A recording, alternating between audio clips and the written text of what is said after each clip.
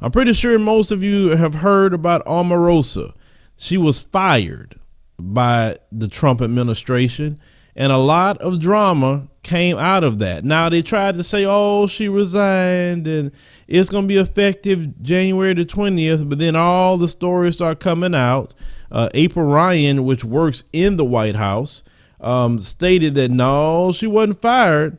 They had to escort her out. Now, they stated that John Kelly did not like Omarosa at all when he came in there. And we know John Kelly's position. He supports Confederates. He is a white supremacist. So obviously a black woman, and the only black woman that was part of the senior staff, they're not going to like that.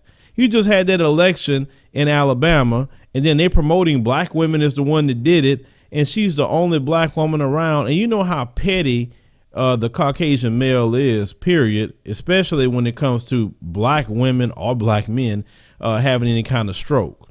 Now, Omarosa, when this guy had told her she was fired, she was upset.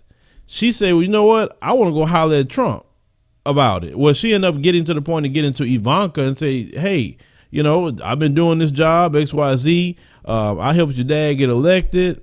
But Ivanka didn't really do nothing for her. She didn't actually get to Donald Trump at all. They had escorted her off of the premises and denied all her access. Now, Trump eventually came out telling Omarosa, thank you for your service and wish you the best and so forth and so on. But, you know, all that came from Trump, for him to come out and say something like that, because anything else, he's so long-winded. Trump used Omarosa to get, I guess, some black people on his side. I don't know, because Omarosa really wasn't the most respected in the black community. But when anybody that worked with Trump, notice black people have not played with them. They just went at Omarosa at the black journalist conference they had this year. I mean, Omarosa, they told her a new one going over there. Like, how are you going to fool with Trump and then going to bring yourself over here with us? No, you can't do that. And I'm so happy black people getting to that point that we aren't playing with those that want to shuck and jive and raccoon.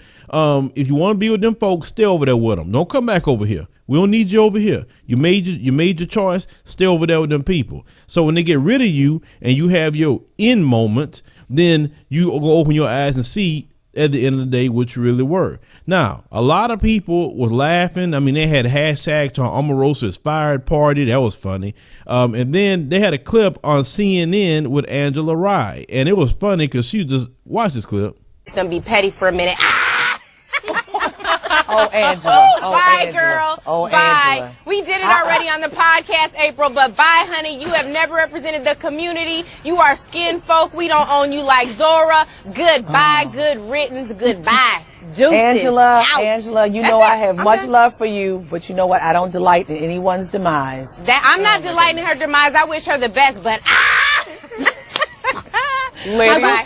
started laughing when I saw that clip. I mean, it was funny to me to watch that, because I mean, that's how a lot of people felt. Anytime you have somebody that's raccooning out here, it is great to see them to get that in moment wake up call. I love it. Every day we're starting to see more and more of them. There's a few more on that list I want to see to get that wake up call too, because it's like they just heartbroken.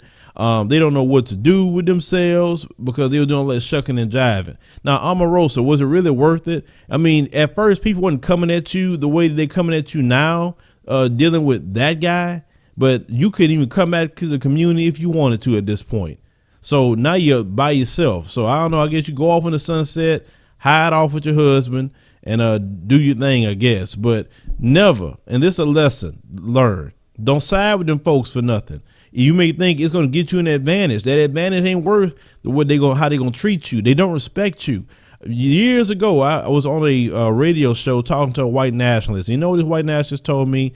And I asked him about those who shuck and jive and raccoon.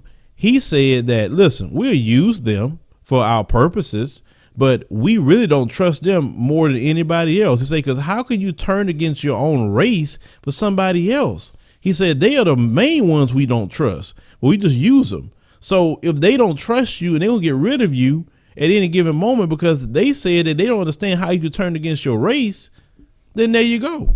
So y'all keep learning.